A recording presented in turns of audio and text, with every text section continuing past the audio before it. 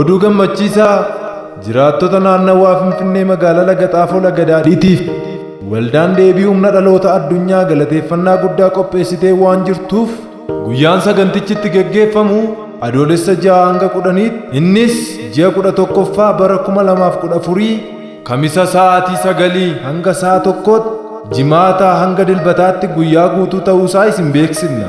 Tajaajiltoonni guyyaa kana nu tajaajilan Raajii Araarsoo Gaaddisaa, Luba Bal'inaa Sarkaa, Faarfattuu Biliisee Karrasaa, akkasumas hojjetaa wangeelaa Garramuu Jaallataa. Guyyaa kanatti wangeelli mootummaa Waaqayyoo ni lallabamaa, dhukkubsatootaaf ni kadhatamaa, lubbuu haaraan kan Yesuus Kiristoosiin fayyisaa lubbuusaa godhee hin fudhatin in simatamaa. Hundumti keessan affeeramtaniittu.